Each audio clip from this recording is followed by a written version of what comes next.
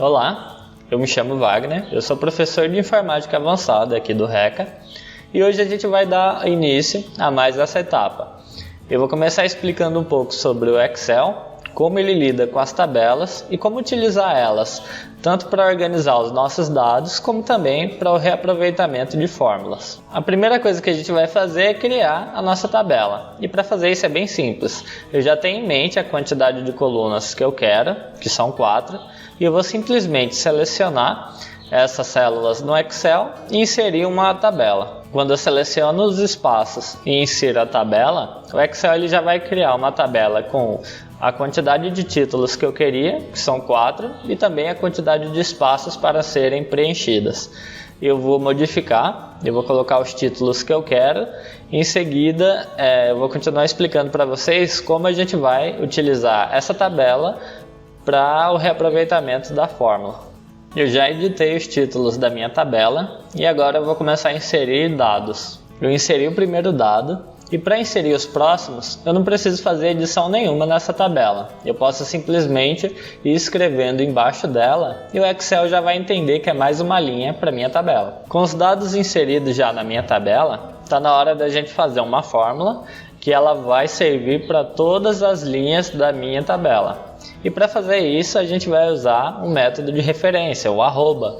Ele é um símbolo que a gente utiliza junto de uma forma específica de digitar essa fórmula, para o Excel entender que a gente quer que ela repita em todas as linhas da minha tabela. Eu começo normalmente colocando o sinal de igual, mas agora eu vou abrir colchetes. Após eu abrir colchetes, eu vou colocar o arroba e o Excel ele já vai me dar algumas informações, os nomes das minhas colunas. Então tem a coluna de produto, a coluna quantidade, preço e total.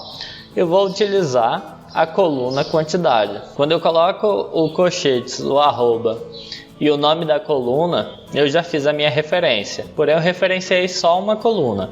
Agora eu vou referenciar a segunda, que é a coluna de preços. Após eu fazer isso é só dar um Enter e a gente já nota que apesar de eu ter colocado essa fórmula em uma só célula da minha coluna, todas as outras receberam a mesma fórmula. Eu não precisei ficar copiando e colando.